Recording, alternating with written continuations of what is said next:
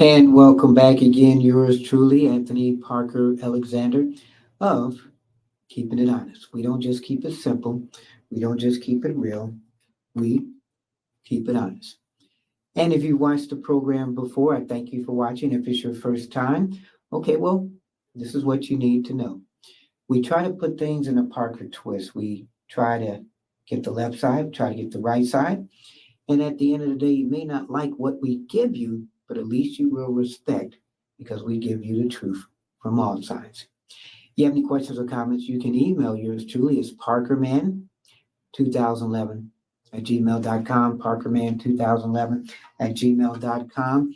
Telephone number is 216 702 3718. 216 702 3718.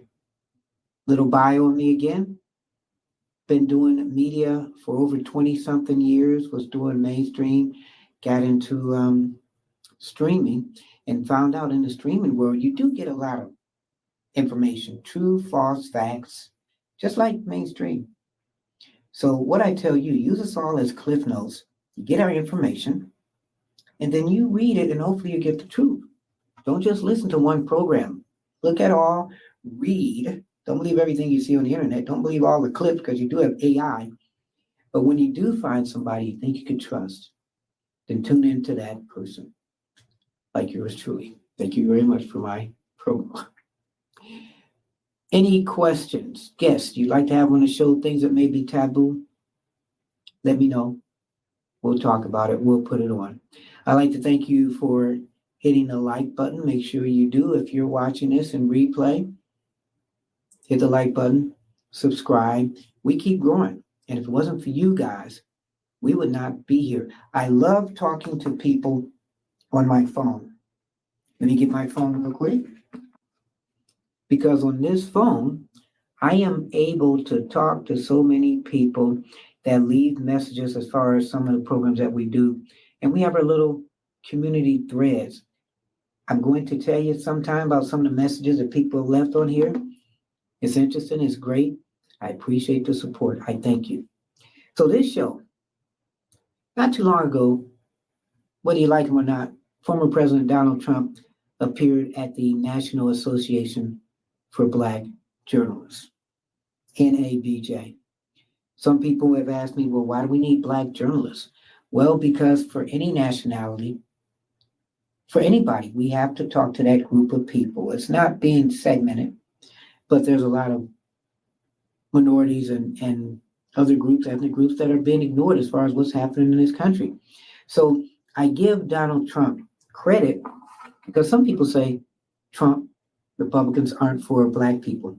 If I'm correct, there may be about 12% African Americans who are Republicans, and I can tell you they do take a hit for being Black Republicans. But years ago, right before the early 60s, most Black people were Republicans.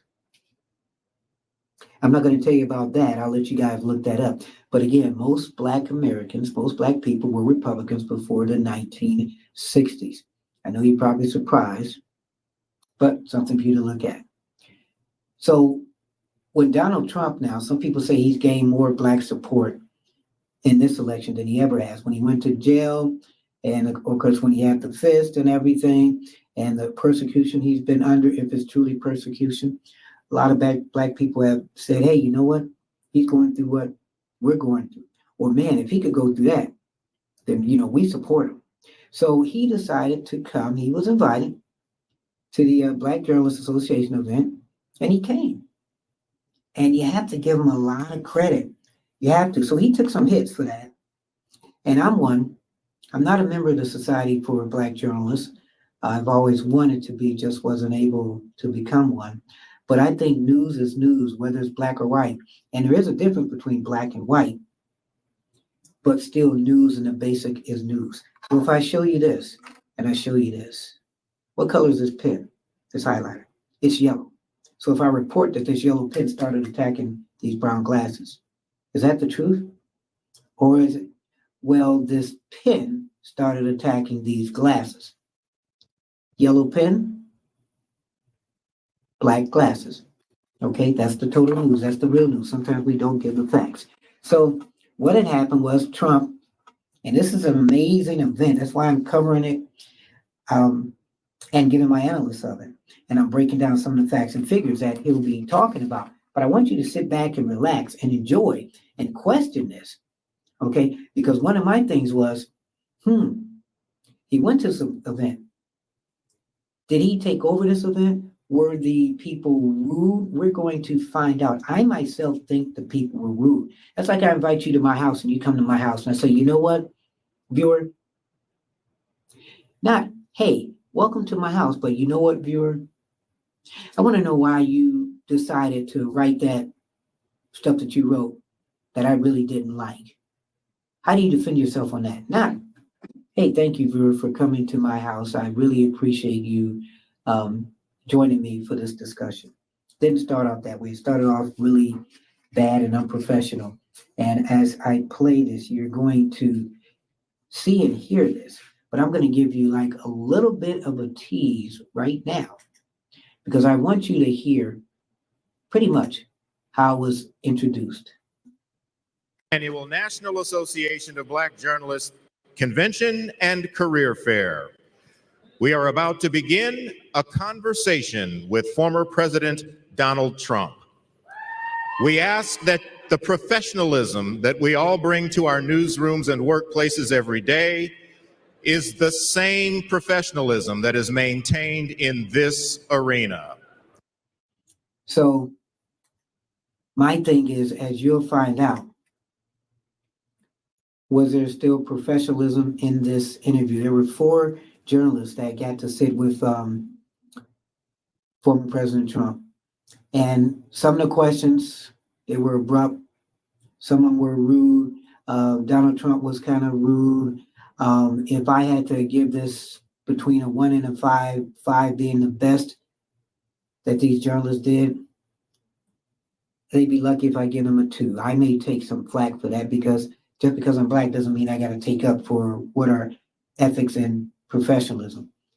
Did they get Donald Trump to answer some of the questions? Not really. Donald Trump did what he did. He kind of swayed away from some of the questions, went into some other things. They didn't get him directed. And when they did, they were kind of rude.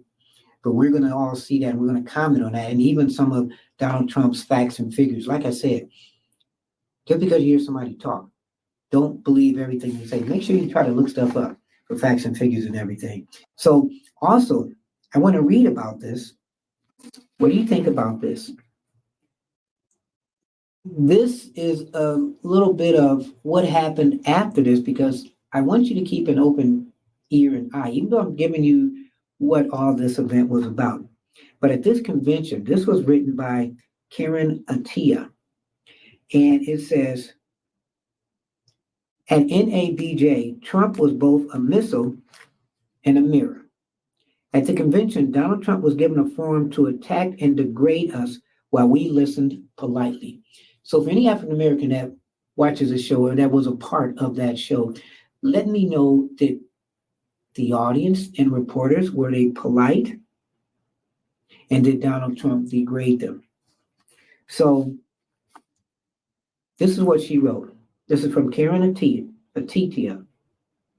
At 9 p.m. Monday, less than 2 days before the convention opened here, the National Association of Black Journalists announced that the former president would take part in a moderated convention with ABC's Rachel Cox, Fox News, Harris Faulkner, and Senators Kadia Gobar. On Tuesday morning, listen to this now. So she found out about this Monday. So on Tuesday morning, I stepped down as co-chair of the meeting. I have been asked whether this move was in protest of Trump's appearance. So she stepped down a couple days before the meeting. Wow. It was more than that, she says. As I will explain, I objected to the format, which I rightly feared would allow a white politician to make our Black press advocacy organization into an instrument of his agenda. So she felt the format of how it was will be in Donald Trump's favor. But you've got reporters there, and this is a reporter convention. So how can Donald Trump put this in his favor? You just have to see. I'm a longtime NABJ member and award winner. I love this community dearly. but I cannot be part of the production and promotion of performative journalistic charades that degrade our communities and further undermine trust in our profession. Wow. I would not participate in a circus that I knew would cause pain to members. The NABJ convention has long been a source of healing and rejuvenation for Black journalists, many of whom saved their own funds to attend. So when you look at this, you have to look and see, well, what made her opinion be like it was? Though I would not lend my name to it, I did attend the widely coveted session held in the International Ballroom of the Hilton Hotel, Chicago. Trump blamed his late start on difficulties with the sound system, but while we waited for nearly an hour, I wondered aloud if he had objected to a last-minute plan to fact-check his appearance, announced by NABJ in our partnership with PolitiFact. One thing I do like about this, PolitiFact did fact-check what he was talking about, and we're going to talk about that when we start this. I knew this would amount to spitting water on a raging dumpster fire. Ultimately, the fact-checking was only on their website and X and not live on TV or in the room. More importantly, not to Trump's face. Yes, because they did say, as you were here, that they were going to put it on screen. You'd be able to see it, hear it, whatever. And I didn't see or hear any of it, but we're going to do some fact-checking as he's talking. Trump immediately set the tone by attacking Scott over a first question, which very reasonably asked why a man who, among a litany of race-baiting offenses, hosted the notorious white supremacist Nick Fuentes to dine with him at Mar-a-Lago, should be trusted with Black votes. So why should he be trusted? Throughout the session, he returned again and again to the mean Scott, even blaming her for the acoustics in a room built in 1927. Fact-checking does nothing with Trump. So they're saying the room was bad. He's saying your sound system pretty much sucked. For a good part of the past 8 years, many of us have criticized our white media peers for both satirism, false equivalence, and allowing the spread of demonstrable lies. Beyond Trump, we criticize the normalization of racist and anti-Black voters under the guise of asking the tough questions. NABJ, as an organization, issued statements over the years about the harm Trump posed to Black journalists, specifically to Black women journalists.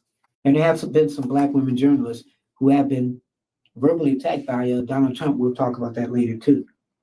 So I was surprised, she says, to see a number of Black journalists defend the decision to give Trump this forum, citing NABJ's tradition of hosting presidential candidates, as if these are normal times. But why not give the organization credit for letting Trump even come here? And Trump even coming to decide, you know what, I'm going to sit in front of these Black journalists and the Black community. I know the flack that I take as far as Black people, but I think I've been good for Black Americans. So maybe he was sure of himself, but you have to give him credit for being there anyway. So no serious journalist believes that Trump should never be interviewed. That's good. But it is hardly progress for Black journalists to question him in the same pragmatic format that our white peers have tried unsuccessfully for nearly 10 years. So is there a different way to interview Donald Trump from a Black perspective to a white perspective? I think there is, because there are different things in our society that affect Black people that don't affect white people. Go to your churches sometimes. If you go to a church, big white churches don't necessarily talk about the same things in their community that may affect small Black churches. Something to think about that. Was the criticism really about journalistic efforts and harm to the Black community? Or were some of us more upset all along that we weren't getting the same access they were to be pawns in his fact-fee spectacles? And my thing is, you look at the Biden here. What press color is to blame for letting him be around to preside over our country when you can see that he's had some physical and mental deficits? Black or white media, who's at fault? All you guys. So she says now, when it was over, meaning the event, attendees left deflated and angry. Trump's appalling attacks on Vice President Harris, specifically over her Blackness, and his berating of the Black women journalists on stage, had turned a conference that is supposed to be a respite into an attempted humiliation. To make matters worse, NABJ leadership turned down an opportunity to hear from Harris through a remote appearance, which would have given her a chance to balance the horror show. So Harris supposedly did have a chance to be there, as you'll find out, but was she there? What hurt the most, perhaps, was the way Black journalists sidelined ourselves in the process. In that packed ballroom were hundreds of seasoned Black journalists eager to ask tough questions that focus on the Black community. Think about that bigger place. Black journalists from all over, they have a chance to ask Donald Trump questions. How long was this event? Did they have a chance to ask those questions? Did they leave satisfied? We're going to find out. But we saw no alternative but to sit in silence that could easily be taken for respect, not protest, not boo, not challenge. I heard too many people say that if they shouted the truth, they might at worst lose their jobs or at best attract attention from security. So you're a Black journalist and you feel that you will lose your job and the event is taking place at a Black journalist convention. Are Black people that scared to ask questions that they can't even ask questions with Black journalists? Wow. What was supposed to be the beginning of a conference of empowerment left many of us feeling utterly powerless and embarrassed. Wow. And this is from a journalist. And she goes on. I'm just keeping it honest. That's what we do.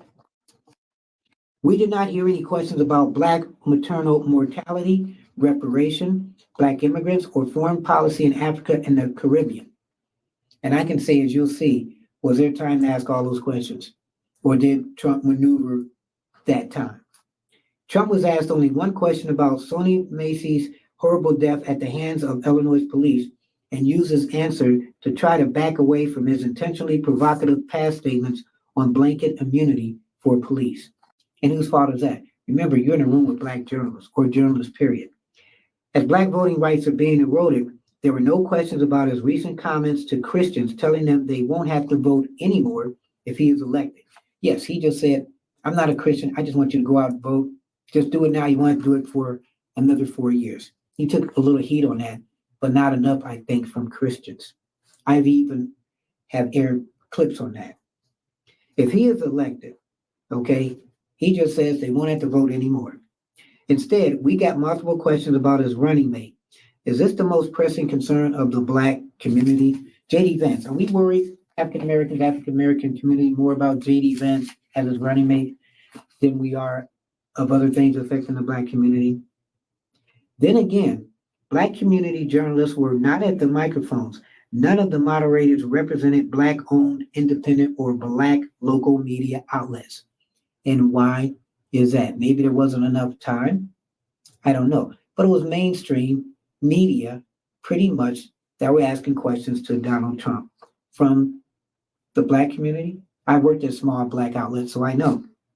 In that sense, the event essentially perpetrated the same exclusion and disrespect to historically Black media and Black issues that we associate with white systems.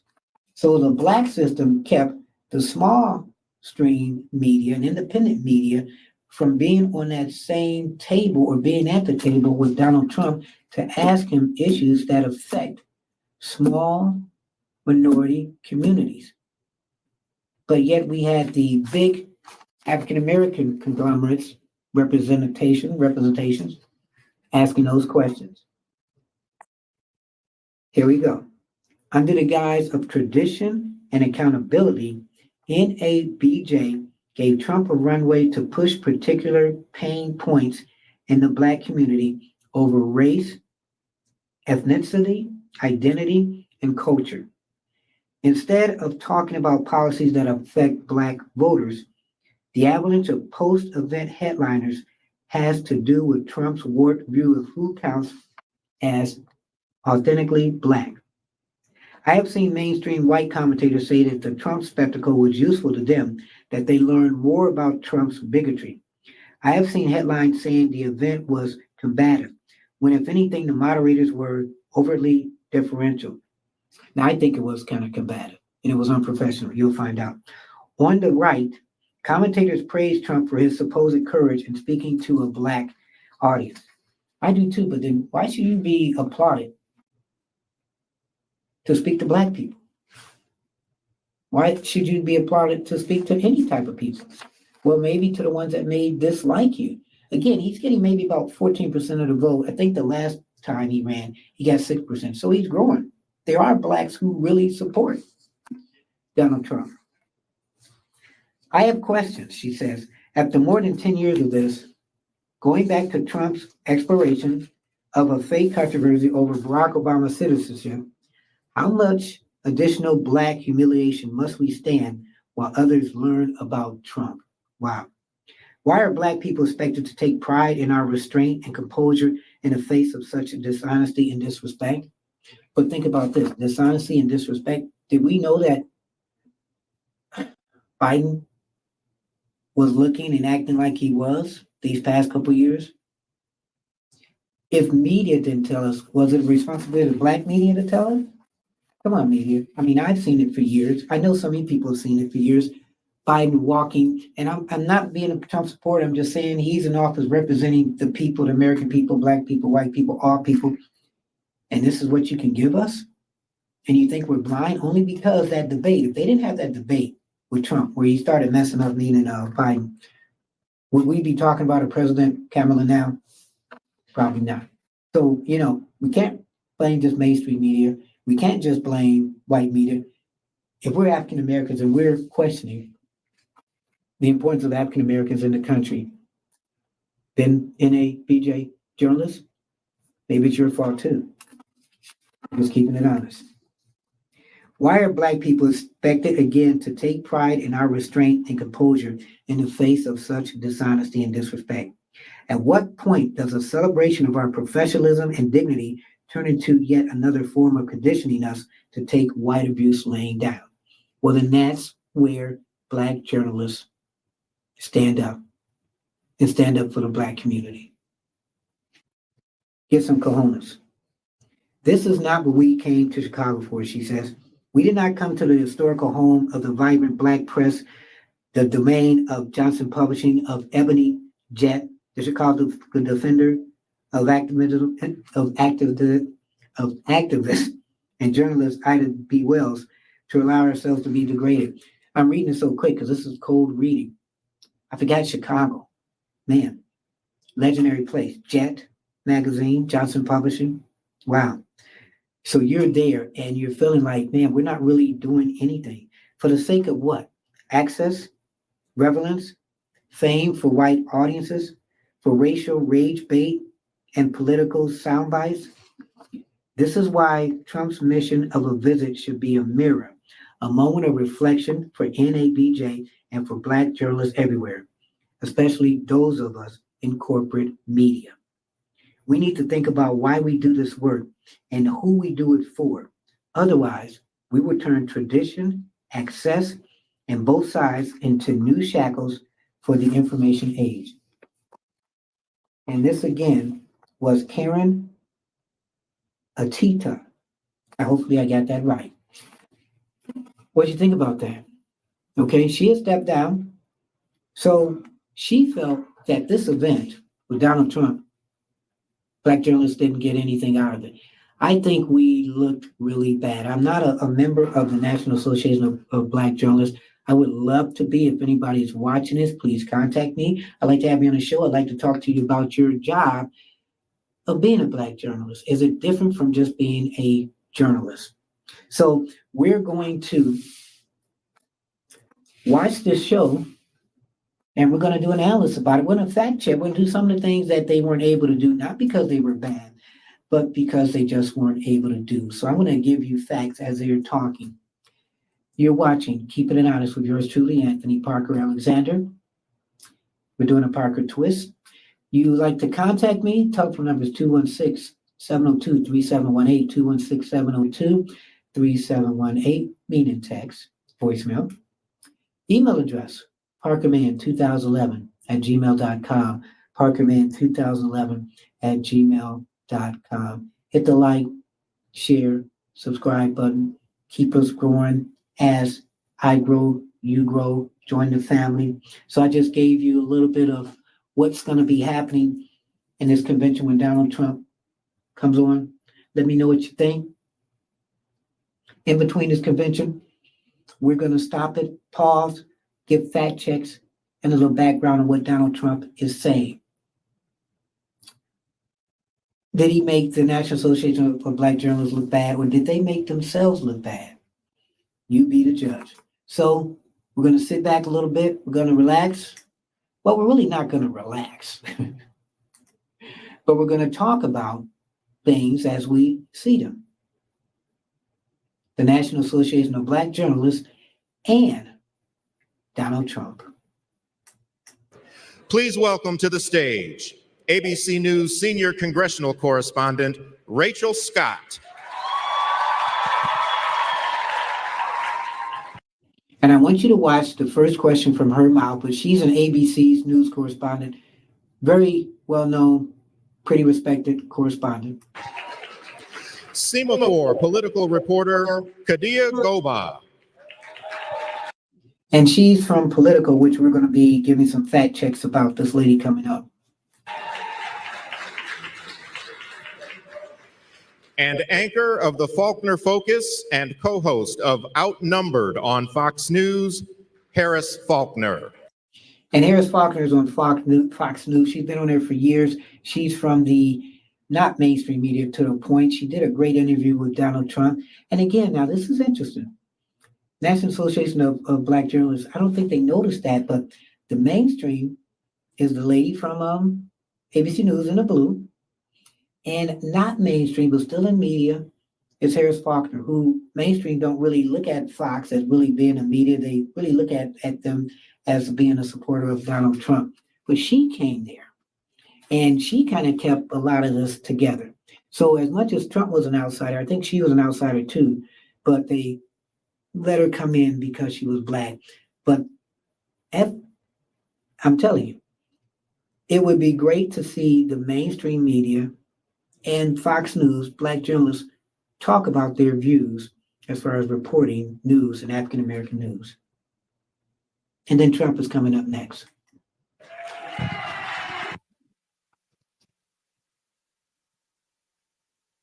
NABJ. Mic's on? Hear me? There we go. Test, test, test. Good afternoon, NABJ, and welcome to a conversation with former President Donald Trump. So we're saying conversation. So let's see. A conversation is usually about a couple people talking. So let's see how this goes. This discussion continues a decades-long tradition during election years of inviting journalists to discuss the policies and their impact with the candidates who are running for president and the impact of those policies, especially in Black communities. So a lot of people say Trump shouldn't have been on this stage, but the purpose, NABJ has been doing this for years, and they've had people running for president on their show, whether you like them or not. Former Presidents George W. Bush, Barack Obama, and Bill Clinton have attended the NABJ conventions either as presidents or as presidential candidates in past years. Donald Trump, when he was president, never attended this. NABJ is currently in conversation with Vice President Kamala Harris's team to schedule a Q&A either in person or virtually in September. As journalists, we use opportunities like these both to inform our reporting, but also to help voters understand the choices that they face in a consequential and historic election year. NABJ has partnered with PolitiFact to fact check this conversation in real time. And as you notice, there was no real-time fact checking, so we're going to fact check it as the show's going on. But again, they just said Kamala will be on there in September, so we'll see how that goes. You can access that feed on social media using the hashtag NABJFactCheck. Again, the hashtag is NABJFactCheck. We have a lot to get to, and we do not want to waste any time. So let's bring out the former president of the United States, the Republican nominee for president, former President Donald Trump. So here we go. He's coming to their house. Give me your opinion.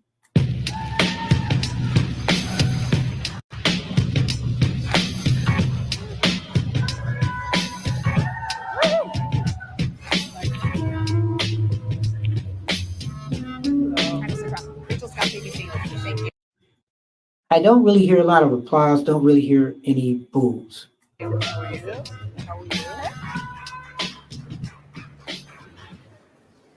Mr. President, we so appreciate you giving us an hour of your time. I want to start by addressing the elephant in the room, sir. A lot of people did not think it was appropriate for you to be here today. You have pushed false claims about some of your rivals, from Nikki Haley to former President Barack Obama, saying that they were not born in the United States, which is not true. You have told 4 congresswomen of color who were American citizens to go back to where they came from. You have used words like animal and rabid to describe Black district attorneys. You've attacked Black journalists, calling them a loser, saying the questions that they ask are, quote, stupid and racist. You've had dinner with a white supremacist at your Mar-a-Lago resort. So my question, sir, now that you are asking Black supporters to vote for you, why should Black voters trust you after you have used language like that? So was that a bad question? Was that a strong opening question? Some people thought that was, hey, ask them something a little bit different. Did she come out really too hard? Well, first of all, I don't think I've ever been asked a question so in such a horrible manner. First question. You don't even say, hello, how are you? Are you with ABC? Because I think they're a fake news network, a terrible network. And I think it's disgraceful that I came here in good spirit.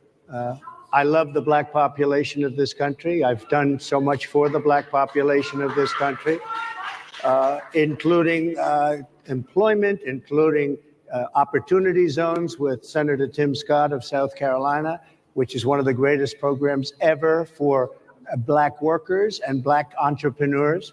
I've done so much. And, and I say this, historically, Black colleges and universities were out of money. They were stone cold broke.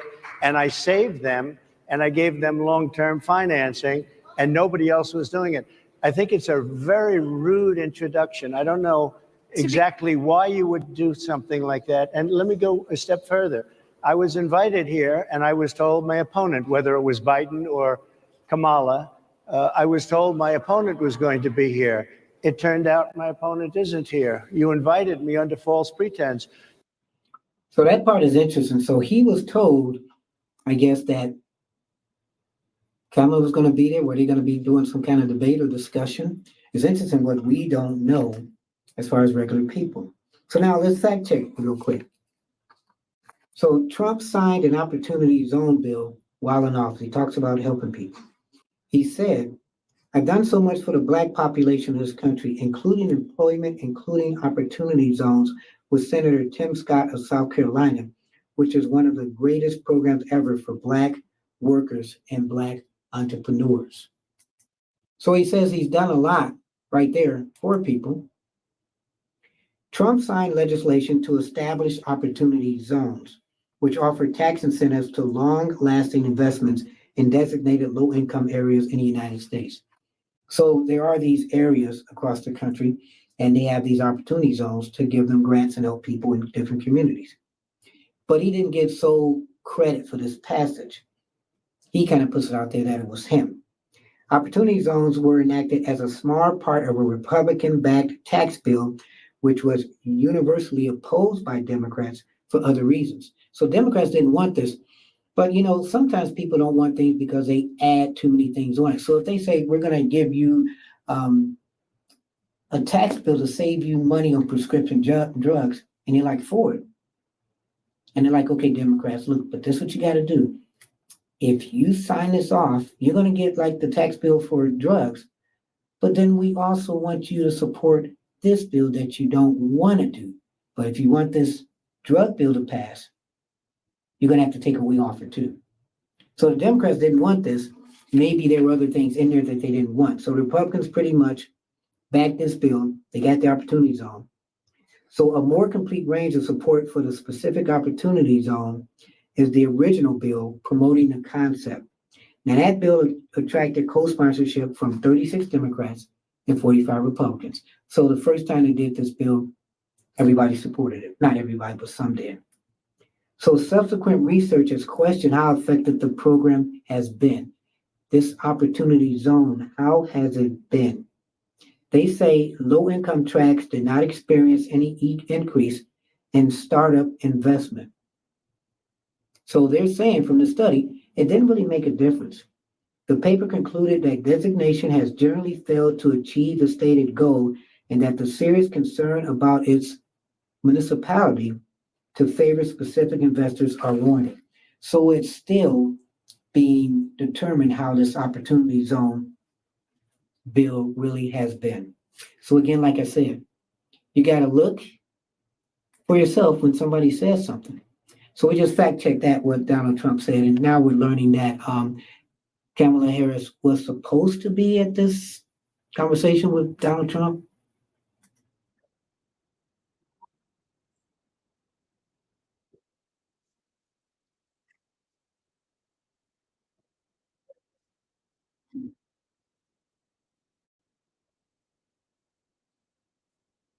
Very nasty question. And why you I believe have that answered Black the voters can question. trust you with another I 4 have been years. the best president for the Black population since Abraham Lincoln. That's my answer. Better than President That's Johnson, my who signed the answer. Voting Rights And Act. for you to start off a question and answer period, especially when you're 35 minutes late because you couldn't get your equipment to work in such a hostile manner, I think it's a disgrace. Okay, so he says right there that he's been the best president for African Americans ever.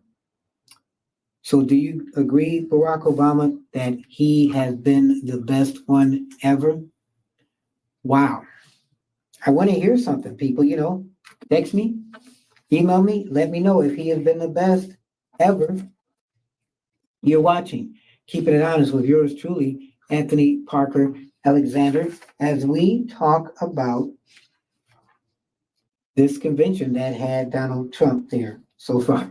What do you think? We've only a couple minutes into it. I'm looking at my political fact papers, trying to see if there's anything else in here that we're going to be talking about right now as we get ready to go back. But he has said that he's been the best president ever. And if I was Barack Obama, I'm curious, well, are you better than me? Makes you think. I don't know. Why come the best? Why come the black media hasn't really stood up and said anything about that? Wow. So you're watching Keeping It Honest with yours truly, Anthony Parker Alexander. This is about to get even more heated. Let me just ask a follow-up, sir, and then we'll move on to other questions here. Some of your own supporters, including Republicans on Capitol Hill, have labeled Vice President Kamala Harris, who is the first Black and Asian American woman to serve as vice president and be on a major party ticket, as a DEI hire. Is that acceptable language to you? And will you tell those Republicans and those supporters to stop it? Okay, real quick, to DEI hire. Diversity, equality, I forgot the word, and inclusive. I'm sorry about that. Was Kamala Harris a DEI hire? I look at it again, I've said this before. Joe Biden was losing pretty bad when he was running. He had South Carolina coming up. Senator Claiborne came up to him and said, look, you're losing, dude. I can help you out. But if I help you out and I put my name to your face and I promote you, if you win, I need you to put some Black people in office. Maybe I need you to make, vice presidential candidate, African American, put them in office. Maybe that could have been a backdoor deal. We do have backdoor deals. I know this for a fact. I've run for Congress, so I can tell you the truth. As far as politics, I run for politics, other different positions too. There are backdoor deals. So maybe they made a backdoor deal because Biden won South Carolina, and then he just started winning. He was on his way of losing. It would have been Trump then. Okay, second term. So after he won, did he put Kamala in office because she was an African American? He promised that to people. A lot of people think so. Whether you're Black or white, do you think that she's a DEI? Something to think about. We have to admit it. Okay? Was she a quota? Was she something to appeal to Black people? Well, don't know, but do know that she was vice president, and now she's running for president. How do you define DEI? Go ahead. How do you define it? Diversity, equity, inclusion. Okay, yeah, go ahead. Is that what your definition? That is Give me a literally the definition then. words. Would you give me a definition DEI. of that? Give me a definition. Sir, of I'm that. asking you a No, question, no, a you have very to direct define question. it. Define it for me if you I would. just So, Mr. Trump, come on. I mean, it looks like you know what it is. It seems like you're stalling. You know you're getting her frustrated. defined it, sir. Do you believe that Vice President Kamala Harris is only on the ticket because she is a black woman? Well, I can say no. I think it's maybe a little bit different. So I've known her a long time indirectly, not directly very much. And she was always of Indian heritage, and she was only promoting Indian heritage. So right there, he kind of got off what she asked. He didn't answer the question. He's going into her heritage, her background. But what's that got to do? Is she a DEI hire? Of course, you're not going to admit. Well, you might admit it because that's the opposition. But that's all she wants to know. Do you think she was a DEI hire? I didn't know she was black until a number of years ago when she happened to turn black, and now she wants to be known as black. And how do you turn black? He sounds like Dracula. How do you turn black? Well, to him, she wasn't black before she was Indian, but now she's black. But how do you turn black? So I don't know, is she Indian or is she black? She is always But you know identified what? as a black I woman. She went to a respect either historically black one. college. I respect either one, but she obviously doesn't, because she was Indian all the way, and then all of a sudden she made a turn and she became a black person. Just to be clear, sir, do And you I believe think, that I think she is somebody should look into that too when you ask continue in a very hostile, nasty tone. It's a direct question, sir. Do you believe that Vice President Kamala Harris is a DEI hire, as some I Republicans really don't have know. said? I mean, I really don't know. Could be. So he says could be. And that's always going to be the question. Is she or was she a DEI hire? Could be. There are some, and there are plenty. I know this lady right over there, Harris, is a fantastic person who just interviewed me at length. And we had a great interview, I think, and I heard you got very good ratings on that. Well, you interview. told me it was the longest one of your life, so we had a good discussion. He is so good at just pushing the questions off of people. Other ladies ask him about DEI hire. Then he goes to the lady from Fox. Oh, I like her. We did a good interview. Answered the question a little bit, but he's just a great pivoter. Look, I want to talk about why you're here today. I mean, it is not lost on us how divided we are as a country. And as you were coming today, we really got to see that we are divided along the lines of race, along the lines of gender. And there is this question of, in this moment where we are, why come here? What is your message today? So again, why come there? Was he invited? Well, he came. So what's his message that he's trying to tell African-American people? Why should Black people vote for me? Listen to see if he gives you that answer. My message is to stop people from invading our country that are taking, frankly, a lot of problems with it. But one of the big problems, and a lot of the journalists in this room I know and I have great respect for, a lot of the journalists in this room are black. I will tell you that coming. A lot of them are black, the journalists in the room. This is a National Association of Black Journalists. Donald, you're killing me. From the border are millions and millions of people that happen to be taking black jobs. You had the best. What exactly is a black job, sir? A black job is anybody that has a job. That's what it is. Anybody has a job that's black. Okay, so let's talk about this real quick. Okay. We're keeping it real. Yours truly, Anthony Parker Alexander, trying to break down what Donald Trump just said. So he made an unsupported claim that migrants are taking black jobs. So what is a black job? A job for black people? I don't know. So Trump said, coming from the border are millions and millions of people that happen to be taking black jobs. So when Rachel Scott asked what he meant by black jobs, a phrase he used in a debate with President Joe Biden, Trump responded, a black job is anybody that has a job. That's what it is. Anybody that has it. So the notion that migrants are taking jobs from Black Americans is unsupported. They can't really find any proof that migrants are taking jobs from Black people. Foreign-born workers, many of whom are U.S. citizens and legal immigrants, not recent migrants, have made unusually fast employment gains during Biden's tenure. But native-born employees or workers, including Black workers, have made gains as well. So foreign-born workers and Black workers have made improvements as well as far as jobs. So they're not taken away from Black people. So since Biden took office, listen to this, in early 2021, the number of foreign-born Americans who are employed has risen by about 5.6 million. Excuse me. But over the same period, the number of native-born Americans employed has increased by almost 7.4 million. So foreign-born Americans are getting jobs, and native-born Americans are getting jobs. But how much of this is affecting the Black community? Because if you talk to the Black community, it's hard to find a job or they're working two jobs, really. A lot of ethnic groups, and they're just not making money. So getting these jobs filled doesn't mean a thing if you're just making a little bit of money. So think about this. If foreign-born workers were eating into Black workers' opportunities, it would show up in unemployment rates. That means as foreign-born workers get more jobs, that means Black Americans would have less jobs.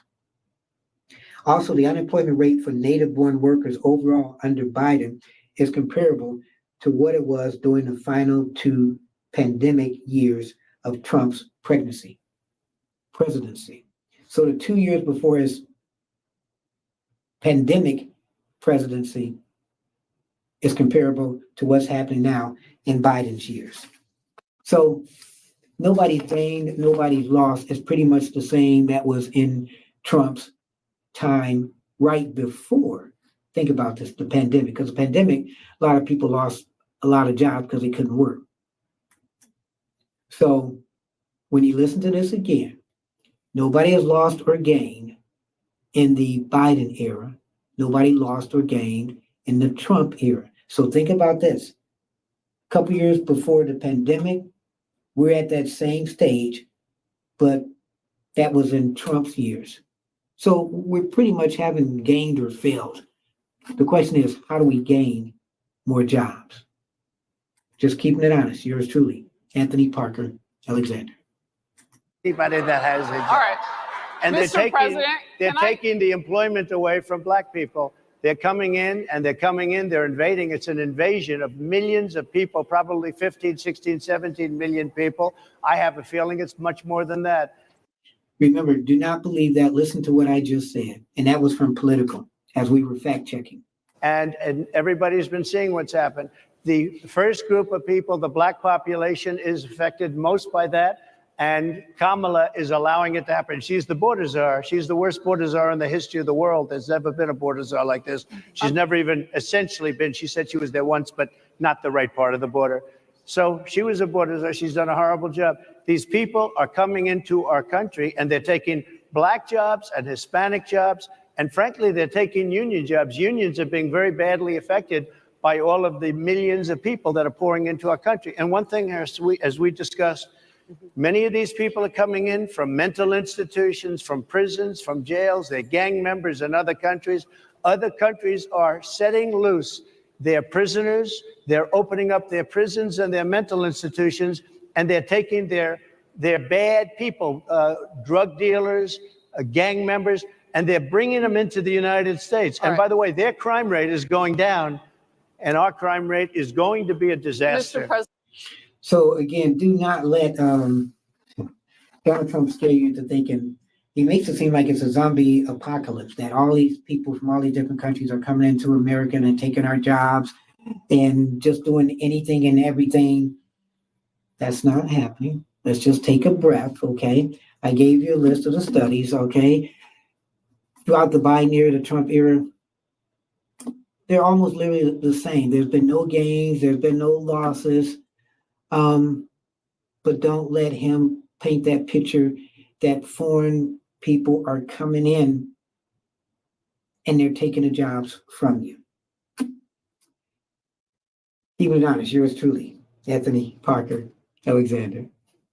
President, I want to get into how you address some of the issues with Black communities. And I say that plural because we live in communities of color that are different. We're not all the same. We don't vote the same. We don't think the same. True. It's not monolithic.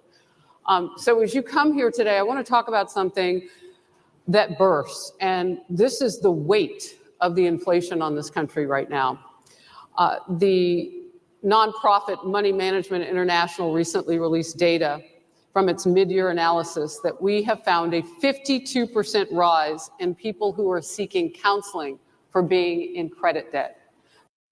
So this is a question that I think they could have saved for another time, this credit debt question. They could have used other, important questions affecting the Black community. Yes, that is an important subject, the credit debt, but is it the one of the most important things in our mind? I don't think so. I thought this was a wasted question. They're paying for food that is sky high on their credit cards, and now they can't pay that off. The credit counseling nonprofit MMI, as I said, is saying now that they've seen surges that they haven't seen since we were in a pandemic of people in financial trouble. Much of that falls on the shoulders of single moms, single Black moms, when you look statistically. Yeah. How do you turn it around? What's your plan for the Black community when it comes to money? Okay, you talk to money, but then in the Black community, how many of them do have credit cards that they're using because they can't pay their bills? I don't know. I think because she's in Fox News, that maybe her small community may not be as smaller as maybe your community. She has an African-American perspective that still may be a little bit more elevated than what the mainstream, community demographics are, that people are trying to make it day by day. I don't know if she's trying to make it day by day, but I know a lot of us is a paycheck to paycheck. And how many of us are using credit cards because we can't or don't have the money to pay our other bills, and now our credit cards are getting messed up? Interesting question, but I don't think it's one of the top most requested questions from the Black community. Oh, first of all, it's very hard to hear you for whatever reason because of the fact that they have bad equipment, because I guess, this woman was unable to get the right equipment. But it's very hard for me to hear you, but I can hear every other word. It's very difficult, actually. But so I don't know if they can fix it or do something with it, but I'll do the best I can with it. The inflation is absolutely destroying our middle class, our working class, virtually every class. Inflation is a disaster in our country. Inflation is a country buster. It breaks every country. And we had, in my opinion, the worst inflation we've had. They say it's 58 years, but I think it's much more than that. It's been devastating. And if you just take a look at a lot of things they don't include, like interest rates. Interest rates went from 2.4% to 10%, and you can't get the money. People can't buy houses. They no longer have the American dream. Young people, young Black people, they don't have the American dream anymore. They can't buy a house. They can't borrow the money because of the cost of the money. They can't buy it because of the cost of housing, because of the cost to build it, because of inflation. Inflation is a disaster, and it's destroying our country, and it's destroying the Black community probably as much or more. So what do you do? Than any. What's your plan? You know what we have to do? We have to bring down the cost of energy, and that's going to bring down the cost of inflation. This was all started with a bad energy policy by Joe Biden. By the way, just if I might, I was running against a man named Biden. You probably saw that. And he was losing very badly in the polls. And then he had a rather bad debate. I would say it was a bad debate. I would say it was one of the worst debates in history. And his poll numbers crashed. And instead of saying, let's keep going and maybe something happens the other way, they said, oh, we're going to replace him. Let's just replace him. That's like you're in a fight, a prize fighter's in a fight. He's not doing well. You say, let's bring in another fighter. So our whole campaign was steered toward him, and now we have to steer it toward him. But ultimately, it's the same because they have bad policy. They have policies of open borders, unbelievable open borders, horrible energy policies. They want to get rid of as you say, gasoline in cars. They want to get rid of oil. They want to get rid of efficient heating. Mr. President. Environmentally, what they're doing is killing our country. So yeah, so what is he talking about? Now he's rambling on, and they're letting him ramble on. Not an important question, but it's giving him a chance to sideline what she asked. They're trying to reel him in now, though. They're absolutely destroying our country, but the inflation is the thing that's hurting the black worker, the black population, and every other population within our country. Inflation is the worst it's been, I think, in over 100 years, and they'll fact check it. They'll say it's only 58, whatever it may be. They don't add all the numbers. They don't add the really bad numbers, and you can check that too. But inflation, Harris, is absolutely destroying this country and the people in our country. Yes. Yeah, well, inflation, yes, because no matter what those 50 years is the highest, it matters now. It's inflation, no matter what. Everything's gone up except our wages. Mr. President, can I ask you another question Yes, that is also impacting Black Americans? And that's very clear now. Good. I'm sorry? It's very clear. I hear you. Okay.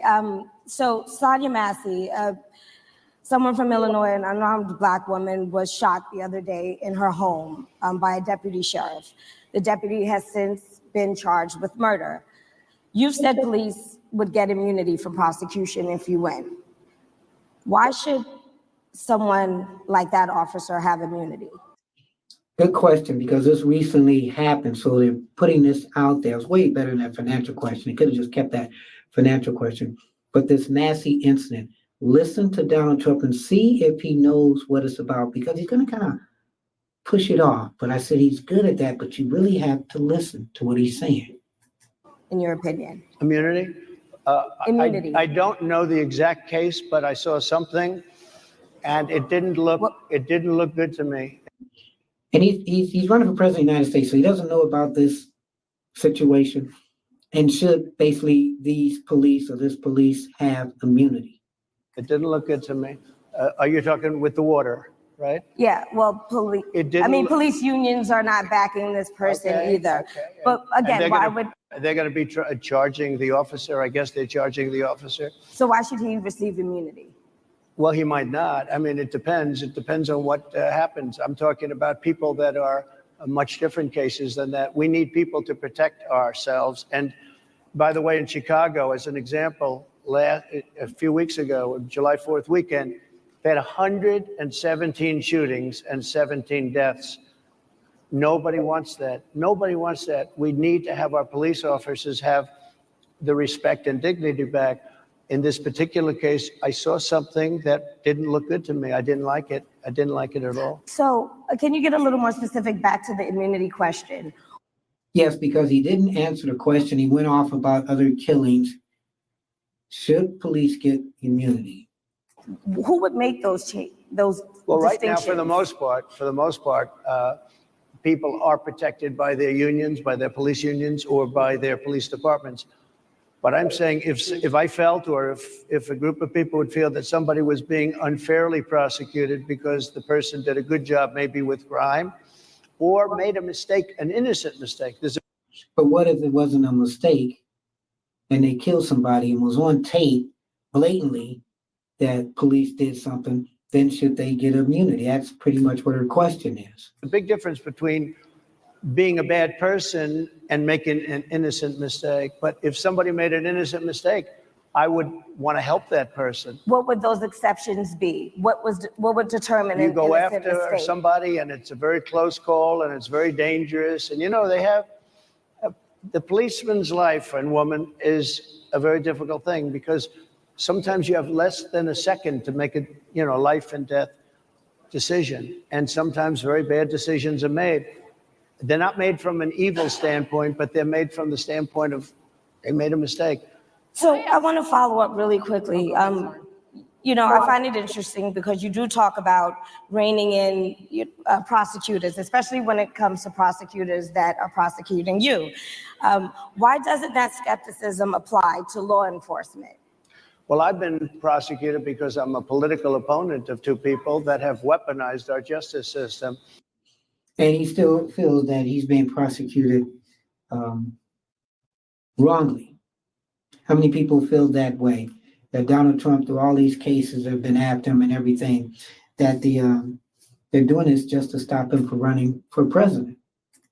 I've been prosecuted. I just won the big case in Florida. Everyone said that was the biggest case. That was the most difficult case. And I just won it. Now, Biden has a similar case, except much worse. I was protected under the Presidential Records Act. Biden wasn't, because he wasn't president at the time. And he had 50 years worth of documents. And they ruled that he was incompetent, and therefore he shouldn't stand trial. And I said, isn't that something? He's incompetent and he can't stand trial, and yet he can be president. Isn't that nice? Mr. President, but they released him on the basis that he was incompetent. They said he had no memory, and he was a nice old guy, but he had no memory, and therefore we're not going to prosecute him. I won the case, and it got very little publicity. I didn't notice ABC doing any publicity on it, George. We covered you extensively, sir. I'd love to move over on to I different didn't topics notice you now. do any publicity on it at all. I won the case, the biggest case. This is an attack on a political opponent. I have another one where I have a hostile judge. We have you for a limited time, sir. I'd love to move on to different topics. Excuse you. You're the one that held me up for 35 minutes. And excuse me. So he talks about the equipment and everything. So the place has been around since 1927. So we can't really blame, the National Association of Black Journalists for the equipment. But let's go back to what Trump said as far as this Robert Hur, the report dealing with Biden, where he called Biden incompetent. So now this is what he said. Trump said special counsel Robert Hur in his report into President Joe Biden's handling of classified documents that Biden was incompetent and therefore he shouldn't stand trial, and questioned Biden's ability to be president. So this isn't what the person said. This wasn't what special counsel person Robert Hur said, even though Trump said it was. He didn't say he was incompetent and therefore he shouldn't stand trial. That's what Trump has said. That's inaccurate. His report, Hur's report, it made references to Biden's poor memory, writing that his memory was specifically limited or significantly limited during interviews with the special counsel. Hur said it was one reason he declined to prosecute the president, was that his memory was significantly limited. Well, you know what? If I'm about to be prosecuted, you're about to be prosecuted, you're probably going to be significantly limited too in your memory. Legal experts told PolitiFact that the report didn't declare him incompetent to stand trial. That's a legal term meaning people don't understand the nature of the proceedings or cannot help in their defense. So he's not incompetent. He understands what's happening. Okay? They just said he was significantly limited. The experts said the report also didn't say Biden was unfit to run for office. The special counsel wouldn't have a way to ascertain this. So he didn't say he couldn't run. He just said that he was significantly limited. So remember again what Trump is saying. Whatever Trump says, any politician says, like I said, use them as cliff notes and go check it out for yourself. So now we're trying to refocus with these journalists on what they want to ask Trump. Just so you understand. If we can move on now to the state of the race, sir, I want to get back to the campaign. Senator J.D. Vance is your running mate. He's had a lot of controversy lately, and I want to read you a few things that he has said in the past. He said the Democrats running the country are a bunch of childless cat ladies who are miserable at their own lives and the choices they've made, and so they want to make the rest of the country miserable too. He's not talking here about how great it is to be a parent. He's attacking what he says are the choices people are making to not have children.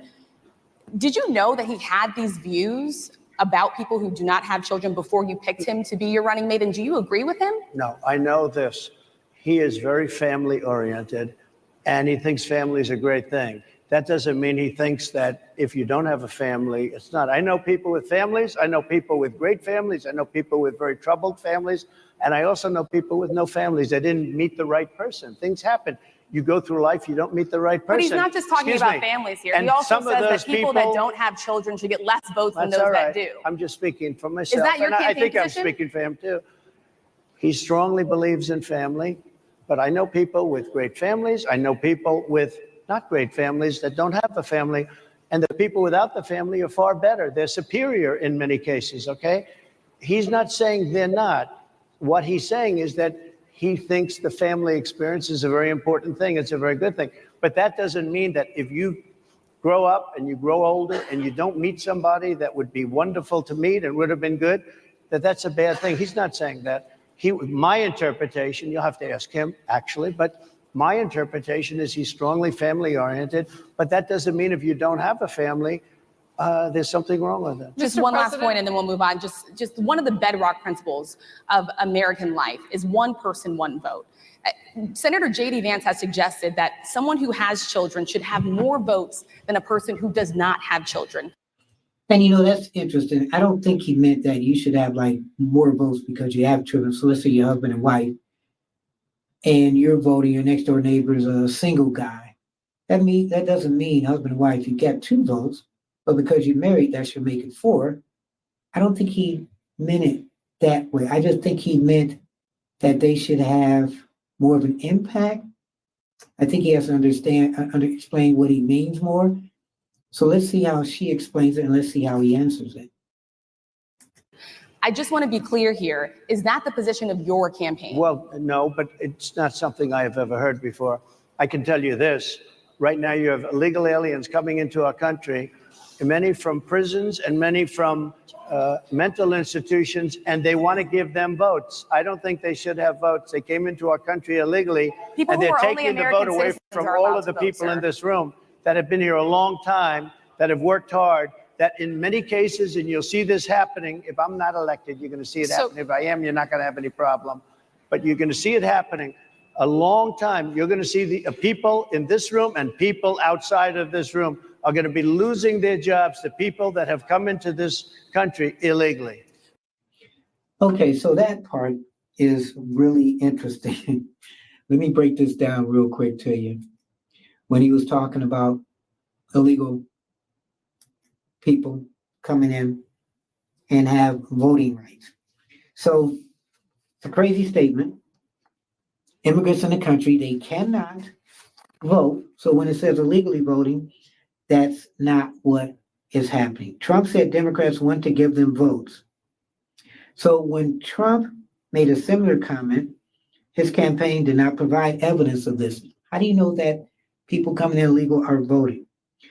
Here we go. Only United States citizens can vote in federal elections, and proven incidences of non-citizens casting ballots are rare. So there's a possibility that it could happen that non-citizens can cast votes, but that's rare. Even immigrants who arrive now and eventually become U.S. citizens won't be able to vote this election year because of the lengthy citizenship process. So I guess it takes a minute for you to become a legal citizen. And especially now, if you're trying to come in, you want to vote, you can't vote. Some municipalities allow non-citizens to vote in local elections, such as for school board positions, but they don't allow them to vote in state or federal elections. So let me repeat that. Some municipalities allow non-citizens to vote in local elections, such as for school board positions. So if you're in a local small city, does that mean that a non-citizen can vote for you as far as city council? Now that's interesting. But you can't vote federal, but you could possibly vote locally. That's something to look into, whether you're a citizen in a local city or whether you're a politician who's looking to run in a local city. So that answer is yes and no. Can non-citizens vote? Yes and no.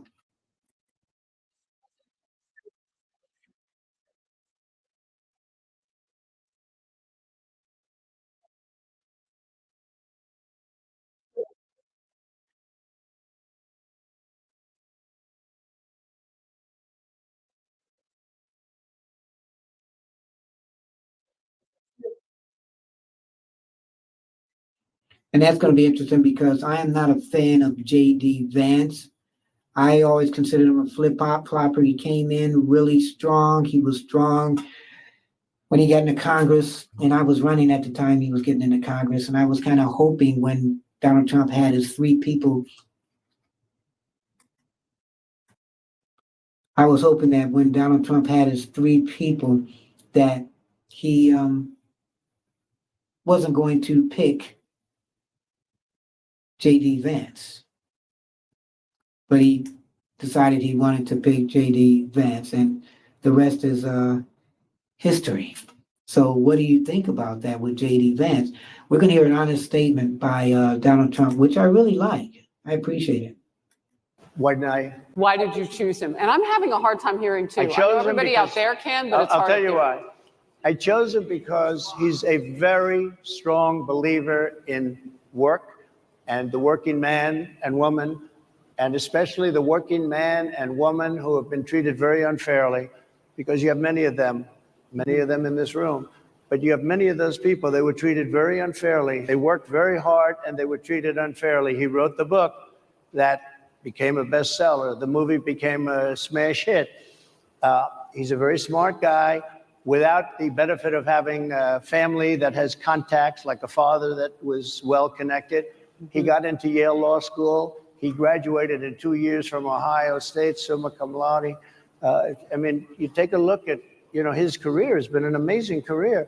He started off at a level with a difficult family situation, very difficult with the mother and the father and everything else.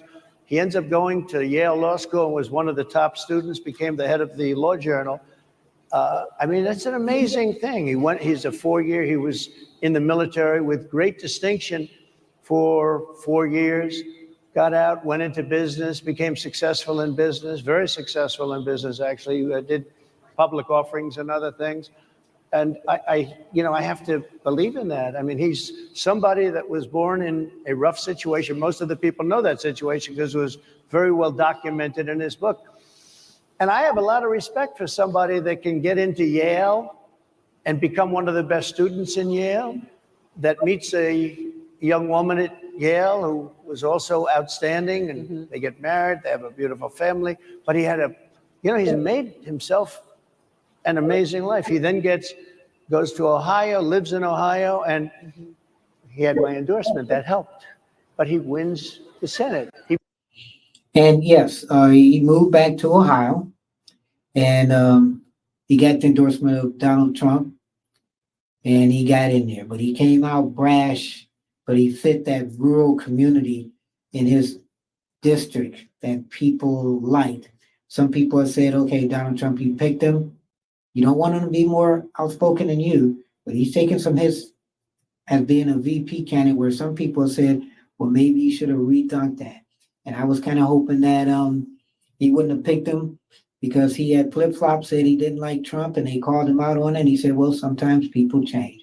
So he did admit that he did change as far as not wanting Trump for president to now being a potential vice president. So at least he was honest with that. And Donald Trump, as you can tell, he knows about him. So it makes you think when Kamala talks about her VP, is she going to give the same important information, background information as Donald Trump has? He becomes a United States Senator.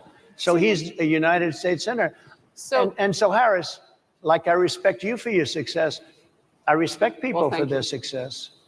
the reason I asked the question is because the last time you and I sat and talked was the day that you were shot.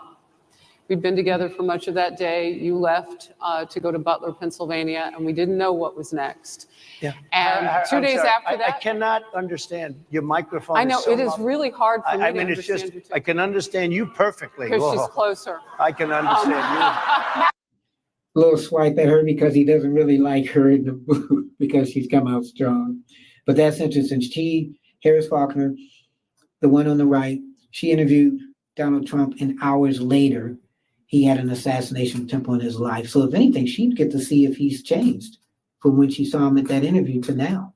Happy to hear that, sir. But I can't Really happy to hear understand, that. Harris, I have a few more questions. because of the distance and the mics are really in lousy shape, but I cannot understand Are you So, asking a question? what you're saying. Go so ahead. what I wanted to say was the last time we spoke, you said some words that were prophetic because I asked you who you wanted to choose for vice president. Yeah. And you said normally it really wouldn't matter what they would bring, you choose somebody that you think has a future, that sort of thing. But you said these words 3.5 hours before an attempted assassination on your life. You told me that bad things happen, Harris, and that's why this decision is important this time. So that's interesting. 3.5 hours later, he had an assassination attempt on his life. Wow. Bad things happen. You said it twice. When you look at J.D. Vance, is he ready on day one? Does he what? Ready on day one, if he has to be. When you look at J.D. Vance, do you feel that he would be ready on day one to be president if something ever happened to Donald Trump? I don't think so. I don't think he's ready. I think it was a bad choice. Let me know what you think. I've always had great respect for him, and for the other candidates too. But I will say this, and I think this is well documented. Historically, the vice president, in terms of the election, does not have any impact. I mean, virtually no impact. You have 2 or 3 days where there's a lot of commotion as to who, like you're having it on the Democrat side, who it's going to be. And then that dies down, and it's all about the presidential pick. Virtually never has it mattered. Maybe Lyndon Johnson mattered for different reasons of what we're talking about, not for vote reasons, but for political reasons, other political reasons. But historically, the choice of a vice president makes no difference. You're voting for the president, and you can have a vice president who's outstanding in every way, and I think JD is. I think that all of them would have been, but you're not voting that way. You're voting for the president. You're voting for me. If you like me, I'm going to win. If you don't like me, I'm not going to win. I'm going to get my JD Vance question in. JD Vance? I'm going to get my JD Vance question in. To your point and to Rachel's point, he, has a lot of opinions about childless women like myself or divorced people like yourself. Do you think, well, I mean, my point is here. But at least it was said in a friendly manner. My point is, do you think the Republican Party is getting a little bit too judgy about people's lives when you think about abortion or when you think about what J.D. Vance is saying? I don't think, look, I think that the Democrat Party is really the one that has the problem. I think they're radical on abortion because they're allowing abortion in the 9th month. They're allowing the death. I think it's they're about allowing freedom, the right? death of a baby after the baby is born, based on Sir, the that's governor illegal of Virginia. in every state in the country. Based on the governor of Virginia, Executing a they're baby in allowing the every death state of in the country baby is illegal. after it's born. It's a They're crime. allowing abortions in the 8th and 9th month. Well, of Democrats pregnancy. have denied. I think they're right. And I think the Republican Party is actually much less. I think I've made them much less radical, perhaps. But the Republican Party, what we're doing is bringing it back to the states where everybody wanted it. Democrats, Republicans, liberals, conservative, everybody wanted abortion brought back. They didn't want Roe v. Wade in the federal government. They wanted it. Everybody But the wanted majority it of back. Americans oppose Excuse Roe me. v. Wade being They overturned. don't Multiple know polls have about showed that, this. sir. Right now, they're voting. It brought it back to the states. Now, I happen to believe in the 3 exceptions. Ronald Reagan believed with rape, incest, life of the mother. I do. I think most people do. I think most Republicans do also. But if you take a look, right now they're doing, it's an amazing thing. Out of the federal government, it's in states, and people are voting. And I will say, Ohio is, let's call it a more liberal version, has been approved. Kansas, the same thing, a little bit surprising to a lot of people. But the people are now voting. And it's taking this issue that's been going on for 52 years and has torn our country apart, and it's giving it to the people to vote on. And they're voting. And many states have already voted. Others are in the process of voting. And it's bringing it back to the people and a vote of the people. And it's not at all radical. And again, you have to follow your heart. I happen to believe in the 3 exceptions. Most people believe in the 3 exceptions. Most Republicans believe in the exceptions. But they don't want to see an abortion in the 9th month or the 8th month. Almost everybody agrees to that. And they certainly don't want to see, in the case of the governor of Virginia, the former governor, I might add, who said, we set the baby aside and then we decide what to do. Meaning, what do? We execute the baby. That's a radical, horrible position. And some people want that. I don't want it. So what do you think too about the abortion issue? Are you for or against? What is the other ethnic community, especially the African American community, since we're talking to pretty much you guys today too, with everybody else? How does the African American community feel about the abortion issue? Is this a number one issue that's prevalent in this election coming up? I know the general population, mainstream, they feel it's one of the top priorities to deal with, but how much of it is it important to the African American community? You can see Trump is very passionate about this subject. Most people don't. Thank you. Can I just pivot really quickly to another question about, you brought up health, Harris. You're an active man. We see you golfing all the time, but if you win, you'll still be president at 82, No, which is older than Biden is right now. but not would you- mentally. Look, mentally. Listen, here's the question. He's shot. But most people, Would you consider? most people, I know many people in their Yeah. 80s and their 90s that are in great shape. Some of our greatest leaders. You look at throughout the world history, the greatest leaders, some of the greatest leaders in the world were in their 80s. But here's the question. Would you consider stepping down if you felt that your health was declining? Or would you? Oh, absolutely. And who would I make, think I'd know. How would you make that decision? I think I'd know. Look, if I came onto a stage like this and I got treated so rudely as this woman treated Oh my me, goodness. He's going to keep playing that up. Okay.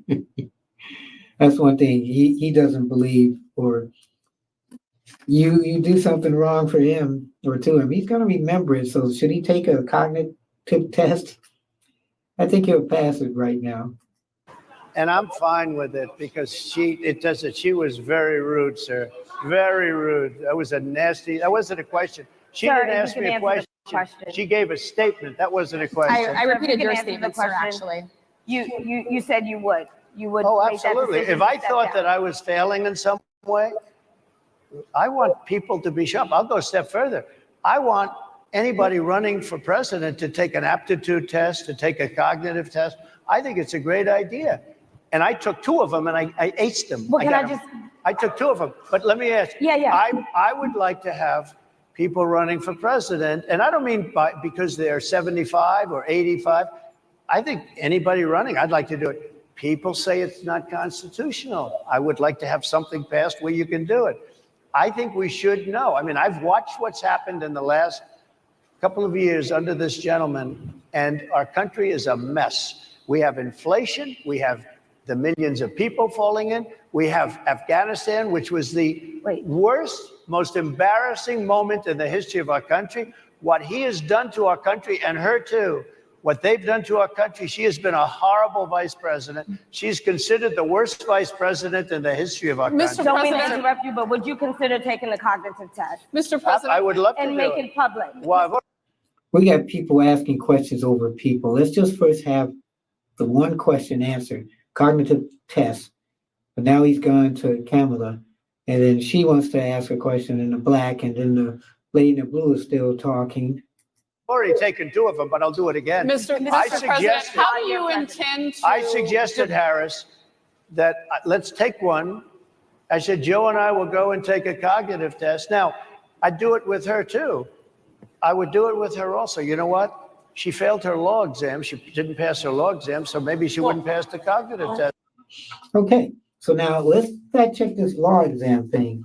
You're watching Keeping It Honest with yours truly, Anthony Parker, as we're doing fact checking with the law exam. He has said that a couple of times, that she didn't pass her law exam or bar exam. So fact check. Vice President Kamala Harris, she passed her bar exam, but not on the first try. So she did pass that. After being asked whether he would take a cognitive test, Trump said, Harris, you just heard it, didn't pass her bar exam, and she didn't think she would pass it, and she didn't think she was going to even take it and pass it. So let's explain this a little bit. She didn't pass her bar exam the first time, according to a 2016 New York Times profile. When she retook it, she passed and was admitted to the California State Bar in June 1990. So she did eventually pass it. She graduated from the University of California College of Law, San Francisco, formerly known as University of California, Hastings, in 1989. She served as the 32nd Attorney General of California from 2011 to 2017, and she has faced no disciplinary actions according to the California State Bar records. So she didn't pass it the first time, but she did pass her bar exam. So don't let anybody, including Trump, fool you. She did pass her bar exam. Mr. Are President, you saying she wouldn't pass? Just to be clear, I'm just giving you the facts. to be clear, you don't think I'm Harris? just how do giving you you the intend, facts. She and didn't look, pass her bar exam, and she didn't think she would pass it, and she didn't think she was going to ever pass it. And I don't know what happened. Maybe she passed it. She did pass it. There's a She man did- over she here. did I in think fact he pass must it. work. Mr. President, I would love to ask you about January 6th. You've called yourself the candidate of law and order. Yeah. When Time Magazine asked you if you would consider pardoning all the rioters, you said, yes, absolutely. Sure. You called them patriots. 140 police officers were assaulted that day. Their injuries included broken bones, at least one officer lost an eye, one had 2 cracked ribs, 2 smashed spinal discs, another had a stroke. Were the people who assaulted those 140 officers, including those I just mentioned, patriots who deserve pardons? Well, let me bring it back to modern day. Like about 5 days ago, we had an attack on the Capitol, a horrible attack on the Capitol. You saw the people that were protesting and spraying these incredible monuments, bells, lions, all these magnificent limestone and granite with red paint, red spray paint that will never actually come off, especially in the limestone. It will never, I'm a builder, I know about this stuff. It'll never, you'll see it in 100 years from now. They viciously attacked our government. They fought with police. They fought with them much more openly than I saw on January 6th. What's going to happen to those people? What's going to happen to the people in Portland that destroyed But sir, my that question city? is on those. What's going to happen to my the question people is that on tried those to burn rioters down- who assaulted Excuse me. officers. You have to Would answer. you pardon What's those going to people? happen? Oh, absolutely, I would. You If would they're pardon innocent, those- If they're innocent, I would pardon them. They've been convicted. And by the way, the Supreme Court just well, they were convicted by a very tough system. How come the people that tried to burn down Minneapolis, how come the people that took over a large percentage of Seattle, how come nothing happened to them? So let's break this down a little bit because everybody has their different opinions as far as January 6th is concerned. Just keep it honest. Yours truly, Anthony Parker Alexander. As we do the political fact checking, this event that Donald Trump is involved in, talking to the National Association of Black Journalists. So let's go back to January 6th. So Trump's statement that nobody died on January 6th overlooks investigative findings about the incident's total. I'm breaking it down now. The injuries sustained by 140 police officers on January 6, 2021, when rioters attacked the Capitol. So 140 police officers were injured when rioters attacked the Capitol. Their injuries included broken bones, Scott said. At least one officer lost an eye, one had 2 cracked ribs, 2 smashed spinal discs, and another had a stroke. So she had asked, as you just saw, would Trump pardon the supporters who climbed that building? And if you look at that, I mean, were these just people that were visiting? I mean, they were climbing it. Look at the picture. Everybody's got their own interpretation. What's black is sometimes not black to a lot of people. Okay? So they shot a young lady in the face. She was protesting, Trump said. They shot her in the face. You know nobody died that day. You do know that.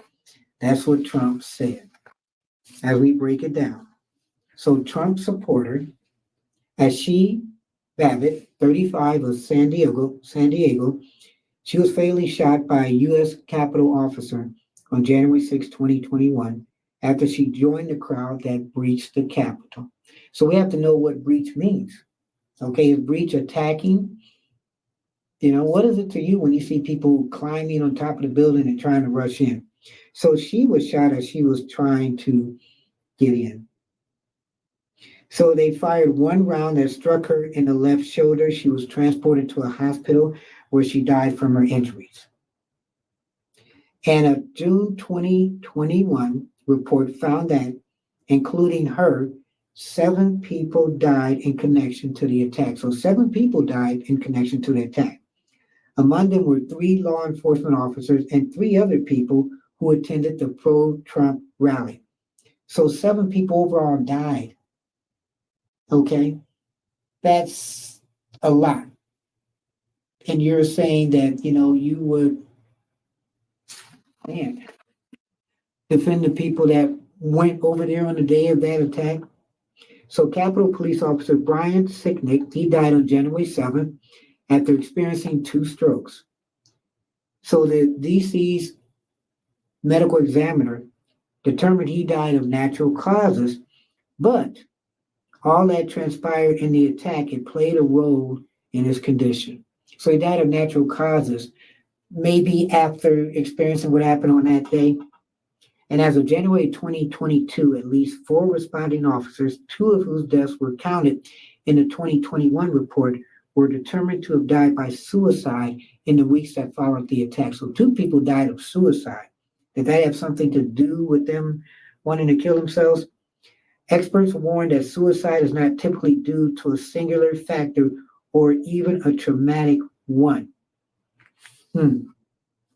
So these incidents, are they really related to January 6th? And as Trump is saying, when we go back to this, Trump says, and I'll tell you what about the cops that were, and I'm all for the police, as you know, but what about the police that are ushering everybody to the Capitol? Go in. What about that?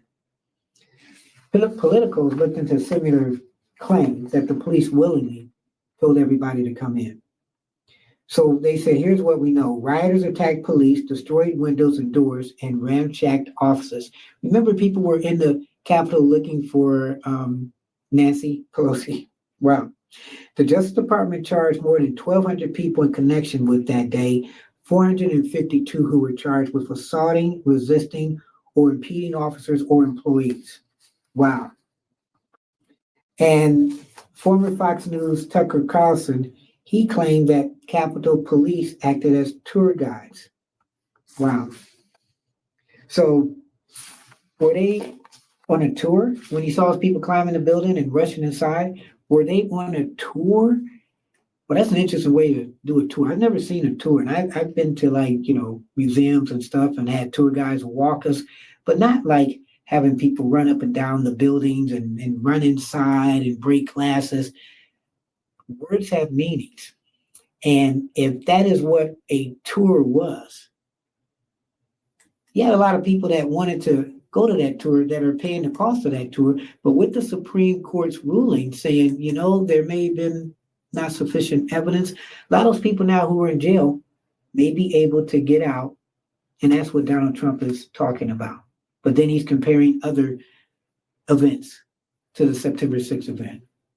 How come the But people sir, we're that, talking about how people come that the were people- seen no, beating We're officers talking with about federal flagpoles, buildings. dragging them down the stairs. They're on They video. try- Have you seen that Really? video, Oh, sir? really? Well, they you would shot- pardon those. You would pardon those rioters? They shot a young lady in the face who was protesting. They shot her in the face. Nobody died that day. You do know that. But people died in Seattle.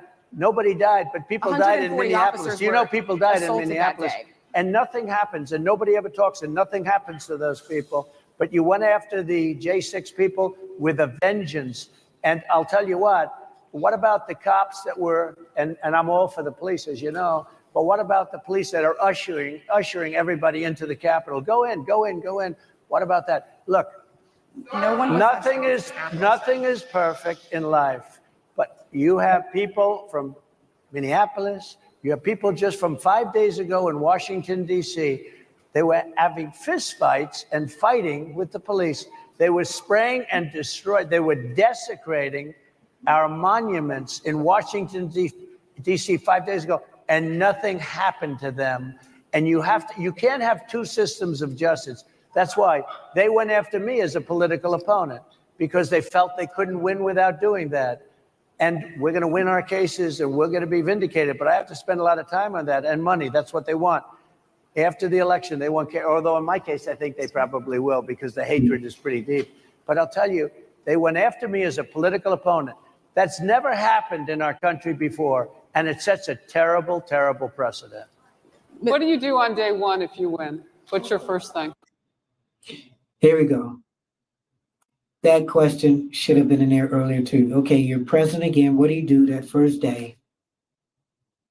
What do? I close the border. And I do two things because I can do a lot of things simultaneously. I close the border. We don't want people coming. We want people to come in, Harris, but they have to be vetted. They have to be checked. They have to come in legally. We want Legal, people. I want yeah. people to come into our country, but they have to be vetted. They have to be checked. So when you say, what do? That, and I drill, baby, drill. I bring energy way down. I bring interest rates down. I bring inflation way down so people can buy bacon again, so people can buy a ham sandwich again, so that people can go to a restaurant and afford it. How many people buy bacon? Yeah, bacon's kind of expensive. Ham, I like ham. Haven't bought it in a while. People can buy cereal again at low prices. Hamburger meat again, pork chops again, those kind of things. That's what everyday people want. Food. Okay, bacon, yeah, that's a nice food, breakfast or whatever, ham, yeah.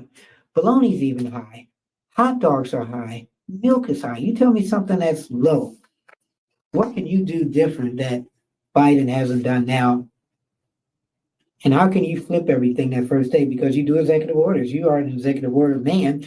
And the thing I felt about Biden was that he could have did the same thing that you did and lowered prices for any and everything, even student loans. He could have did that. He could have executive ordered that, right? Because one thing Donald Trump has shown, if you don't like a law, then executive order it to meet your needs. Because right now people can't buy food. Your grocery bills are up 40, 50, 60%, right? She's agreeing to me. Oh, she's agreeing. Thank you. I like you very much. Mr. President, I think we are. But it's true. Your grocery bills are up. And then they're mandating that you buy an all-electric car. Elon Musk endorsed me, and he's a friend of mine. He's a good guy. He's a smart guy. He's also kind of a crazy guy, and he's one where he's buying politicians, buying media, controlling media. And sometimes when you have that kind of money and power, you're kind of arrogant. And the way that I've seen him talk about Kamala Harris is the way Donald Trump talks about anybody and everybody. I think it's interesting. He had Twitter, X, formerly known as Twitter. Again, bad marketing. How many times are we going to say it's X, formerly known as Twitter? We've had it for a while, so why can't we just call it X? All that money, you haven't been able to market into one brand now. You still have to go back to the same brand. You should have called it Twix or Twitter instead of changing it to X. But I've seen certain things that he has done. A lot of people have said there's been AI connected to some of the sayings that he has done. Well, if that's been done, then he has the money to stop everything. But these are the kind of people that are supporting Trump, and money and power controls absolute money and power. But I'm against everybody having an electric car.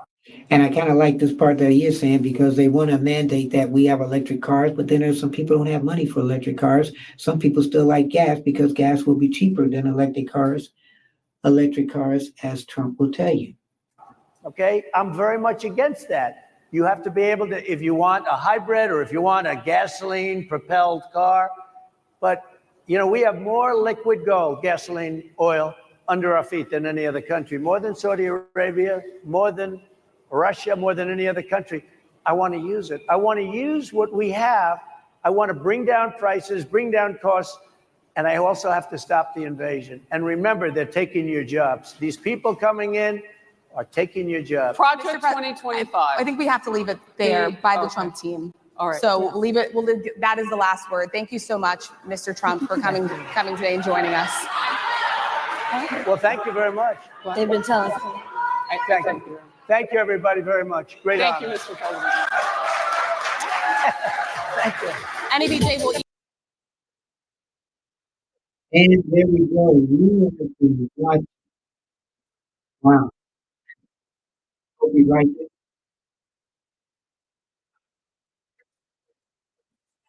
Donald Trump.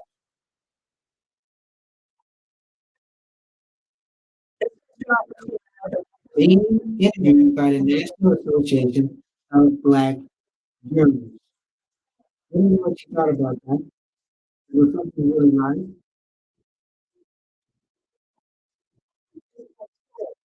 I know that it was very, very interesting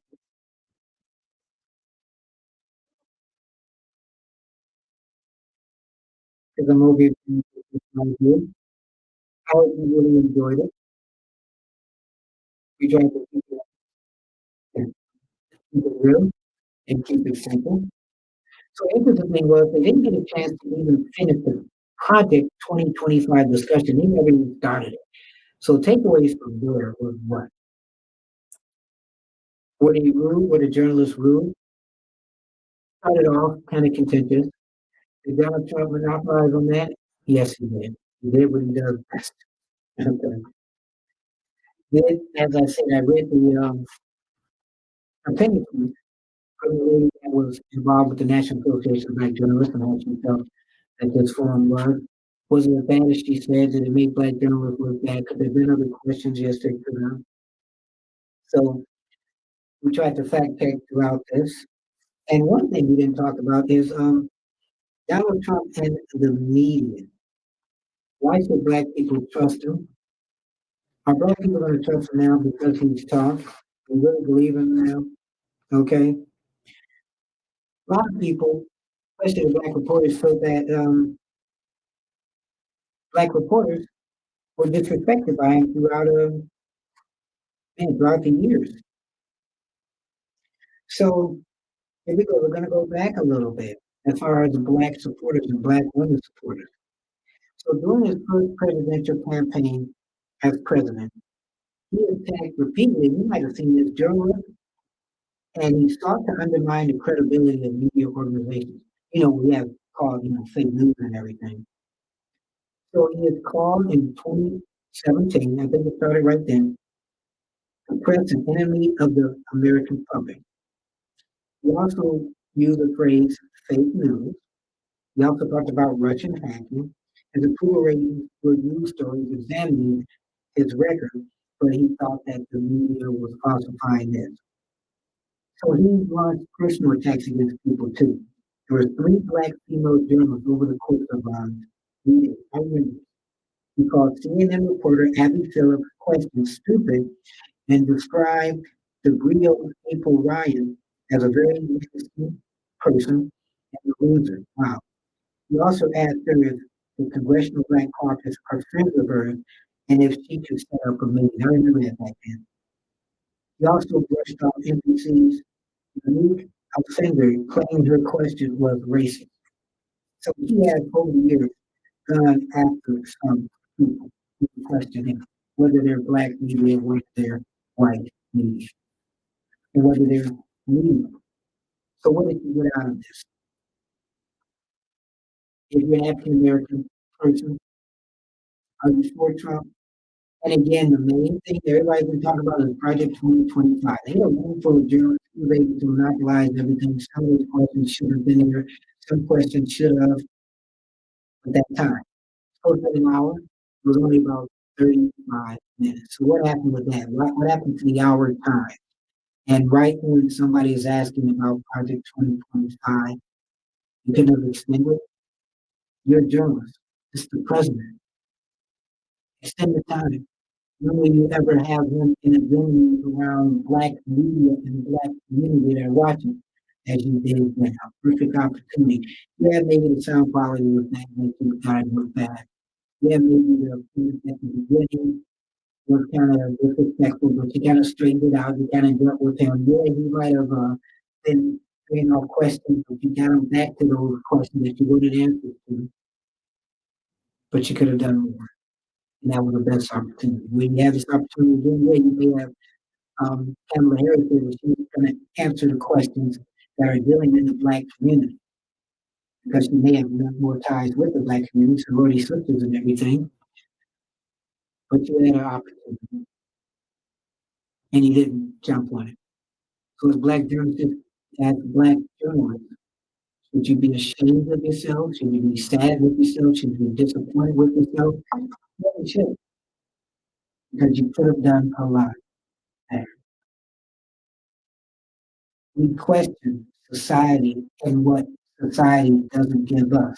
But when we have the opportunity to get it from society, we need to show society that we are credible news broadcast journalists, as well as anybody in the corporate mainstream, and you screw it up. When you have the opportunity to have this man here to ask him any and every question pertaining to society and also the black community, and he's up the ball. He may never have his time again. He could possibly get in office if you don't want him to. And we weren't able to show the black community, oh man, this is what Project 25, 2025 is all about. Maybe he's not really sure. But when you have black people in the community, black reporters talk about Project 25, Project 2025, and Trump's involvement, and you have him on your stage, and you ask him those questions. Sometimes people have to be comfortable by feeling uncomfortable. Something to think about. Hope you enjoyed our show. We put everything in Bark and Twist, and a little video in there. Got a chance to do a little fact check. And like I said, you watch these shows, when you watch them, make sure that you fact check everything we say too. Because when I'm on my phone and I'm doing my videos and somebody will ask me something, and they'll say, well, why don't you show the whole video? Okay, well, I'll put the whole video out there. Nothing to hide. I thank you for supporting us. Keep subscribing, keep commenting. I love your content. We have short videos, long videos, 5 seconds, 10 seconds, a minute, 5 minute, hour, 2 hour, long form, 3 hour videos. We thank you for supporting our show. Go to our Patreon page. And our page is basically a page where it's kind of like a PDF. And you get on there, and we have 3 tiers as far as contributions where you can contribute to keep supporting us. And we thank you for that. So just type in Patreon and type in Keep It Honest, and then you can go to our page. Because you see, we put a lot of work into what we do. Because this isn't easy, but boy, is it a lot of fun. There's so much news going on now. There's so much news going on. We thank you for supporting our show. We're your friends. Hopefully you get something out of this show. And continue to subscribe. And as you subscribe to us, we keep building. And as I build, you build. We welcome you to the family too. So I'm Anthony Parker, and in closing, keep your head up, never look down, always believe in yourself, and therein will lie your answer. We don't just keep it simple, we don't just keep it real, we keep it honest. I'm Anthony Parker Alexander. God bless.